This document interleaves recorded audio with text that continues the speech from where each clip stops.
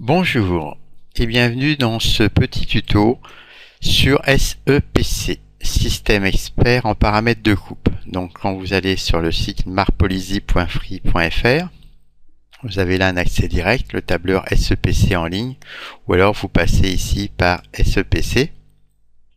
Vous avez l'historique, les objectifs et toutes les versions, des versions sur Excel, sur Calc, sur PowerPoint, sur Impress et la version en ligne. Voilà, dans tous les cas, on arrive sur cette page. Si l'affichage de cette page se fait mal, si on vous met, faites F5, il faut des fois réactualiser. Tel que vous voyez cette page ici, il n'y a aucun souci, vous ne pouvez pas bouger. Si je viens sur le 2 ici, que je tape 5, il ne se passe rien. Il faut donc, comme écrit ici, click to edit. Le bouton est là. Voilà. Et là, on peut modifier, rentrer ses propres valeurs dans SEPC, système expert en paramètres de coupe. L'objectif de ce petit système expert, volontairement simplifié, c'est donner des valeurs plausibles pour faire des essais ou des devis, des valeurs de base. Si on veut des valeurs encore plus sommaires, il y a des tableurs plus simples ou des valeurs standards. Et si on veut des valeurs plus sophistiquées, il va falloir commencer à regarder la référence exacte de l'outil, les paramètres préconisés par le carburier, le vendeur d'outils, les paramètres exacts de la pièce, etc. Donc on sortirait du cadre de ce petit tableur. Donc à chaque fois l'astuce est simple, vous venez sur le petit triangle rouge et ça vous donne des indications. Donc ici par exemple comme c'est coupe, outil, matière de la pièce, donc laquelle on donne, voilà ici code matière outil, vous voyez quand je viens au-dessus, ARS, le 2 ARS high-tech, c'est ce qui est écrit ici. Moi si j'ai du carbure standard 5, je viens ici dans la case et je tape 5. Deuxième case, la matière de la pièce. Acier standard, c'est du 1. De l'aluminium, c'est du 6. De l'aluminium moulé, c'est du 7. Des plastiques hautes non ferreux. Voilà, acier de qualité 2. Moi, si je prends l'acier standard, ici, je tape 1. Voilà, donc j'ai bien donné le couple outil-matière. C'est du carbure pour l'outil et l'acier pour la matière pièce. Maintenant, ici, on vient renseigner le type d'opération qu'on fait. Donc vous voyez qu'il y a 16 opérations standards, tournage, avec du chariotage, du dressage, du contournage, une plongée comme une gorge ou un tronçonnage, juste derrière, plongée c'est pour faire globalement des gorges, du filetage, du perçage. Là on change de rubrique, on vient dans des rubriques qui marchent également en tournage et en fraisage. On peut percer, alaiser, lamer et fraisurer, tarauder. Et puis ensuite, on finit par tout ce qui est purement fraisage, du contournage, extérieur ou intérieur, après on le définit, du surfaçage avec une fraise une taille, du rainurage simple avec une fraise 2 tailles, et du rainurage avec une fraise en T, une fraise 3 tailles. Voilà, même une profilage si on prend sur toutes les faces en même temps, 3 tailles en T. Et puis enfin, du sciage tout simple avec une fraise une taille. Voilà, donc on choisit. Là, pour l'instant, nous, on a du 1 chariotage. Si on est en fraisage, voilà, contournage 11. Je tape ici 11. Voilà, fraisage, contournage. Est-ce que je suis en pleine matière? 1, non. 2, un peu. Oui. 3, voilà, donc a priori ici c'est un contournage extérieur, je ne suis pas en pleine matière. Nature de l'usinage, est-ce que c'est de la demi-finition, de la finition, de l'ébauche ou de l'écroutage? Moi je vais me mettre en demi-finition, 1. Le lieu de l'usinage, là on vient préciser si c'est interne ou externe, donc on avait dit extérieur 1, je garde. La machine outil, est-ce que vous avez une machine classique, une machine bien rigide ou une machine fragile? Par exemple, dans beaucoup d'établissements, on est dans fragile. Type de lubrification, est-ce qu'elle marche normalement? Est-ce que c'est une lubrification dense avec arrivée directement de la lubrification sur l'outil? Dans ces cas-là, c'est très bonne, ou pas de lubrification, ou quasiment pas. Donc la plupart du temps, on est en normal. Dans les nouvelles machines, on peut arriver à très bonne. Le diamètre de la fraise, un diamètre de 20, si vous avez par exemple une fraise de diamètre 12, vous tapez tout simplement 12. Le rayon de bec, donc c'est du carbure ici, donc les rayons de carbure classiques c'est 0,2, 0,4, 0,8. On va laisser 0,4.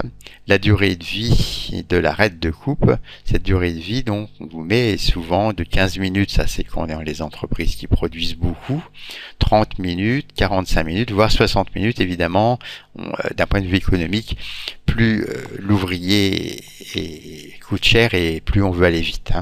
Donc dans l'éducation nationale, on prend plutôt 45-60 et dans les entreprises, on prend plutôt 15-30. Là, par exemple, 45 minutes, un outil qui dure un certain temps, si je veux mettre dans des conditions plus industrielles, 30 minutes. Z, le nombre de dents, donc ça sera 1 en tournage, 2 en perçage, puisqu'il y a 2 lèvres, et puis en fraisage, de 2 à 15, suivant la fraise, et on vous met que si vous ne savez pas, vous mettez 5. Là, par exemple, ma fraise de 12, c'est une 3 dents, je tape 3. Voilà, ça pourquoi? Parce qu'à l'atelier, j'en ai plein, et puis je les vois tous les jours, c'est des 2 ou 3 dents.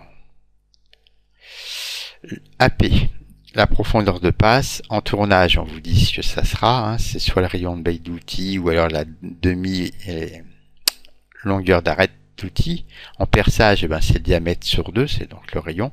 Et en fraisage, c'est compris entre, là aussi, entre RB, le rayon de bail d'outil, donc au minimum 4 dixièmes, et au maximum la longueur d'arête. Donc si par exemple on a une arête de 7 mm et qu'on prend sur toute la hauteur, ça serait 7. Voilà, donc ici on a donné toute la définition du contexte. Contournage, demi-finition extérieure sur machine fragile avec une lubrification normale, une fraise de 12. 3 dents.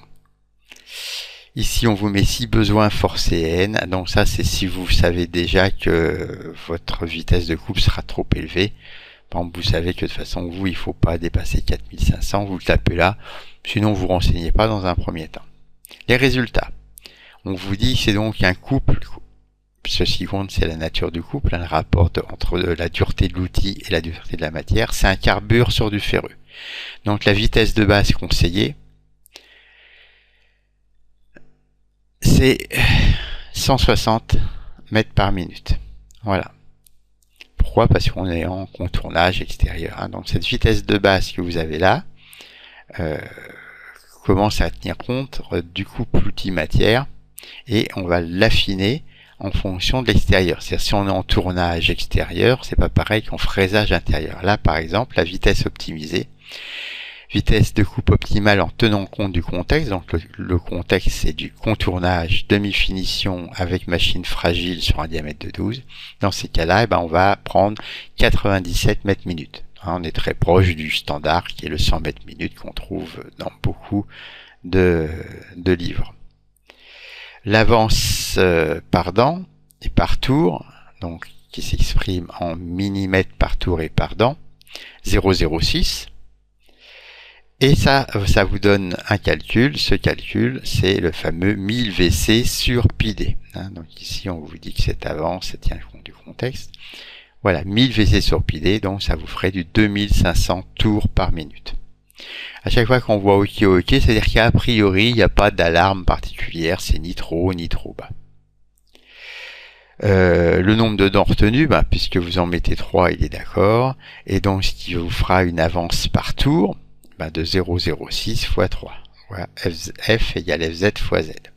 D'où une avance par, donc ici, c'est paramètre important, N. Deuxième paramètre important, alors qu'on retrouve dans les programmes sous la forme de S, programme de commande numérique. Et ça, c'est l'avance F égale petit f fois N ou alors FZ fois Z fois N. Donc ici, 2500 fois 3 fois 0,06, ça fait 488 et l'unité donc millimètres par minute. Voilà, donc la profondeur de passe semble logique. L'état de surface auquel on peut s'obtenir, dans le meilleur des cas, 2 microns, soit un RA de 0,4. L'effort, si vous avez besoin, donc l'effort sera de l'ordre de 529 newtons par dent. Du coup, une puissance de coupe de 858 watts, moins de 1000 watts. donc une puissance nécessaire de 1000 watts. Là aussi, vous avez les formules qui sont rappelées. Profondeur de passe, utile. La formule qu'on a utilisée pour approximer l'état de surface. La formule donc qui tient compte de AD fois KS, c'est-à-dire de la section du copeau et de la matière qu'on a utilisée. La puissance de coupe qui dépend du nombre de dents en prise et de l'effort de coupe et de la vitesse. Et puis enfin la puissance qui dépend du rendement de la machine. Voilà. Donc vous avez vos résultats, hein, notamment ces deux-là qui sont les deux principaux. Si le nombre de tours auquel vous obtenez ici est trop grand, hein, donc c'est voilà, moi 2500 ma machine elle ne le fait pas. Bon évidemment là toute machine fait 2500, il n'y a pas de souci. Donc si je prends un diamètre de fraise de 6, voilà, là j'obtiens 5161. Supposons que ma machine va au maximum à 4500, je tape 4500 ici. Voilà. Évidemment, ça change rien. Il vous propose tout de même 5161 et tout. Mais dans la suite du tableau, vous voyez qu'ici, si vous forcez la vitesse à 4500, c'est conseillé puisque de toute façon, votre machine n'ira pas plus vite. Dans ces cas-là, vous ne serez pas à 97 mètres par minute.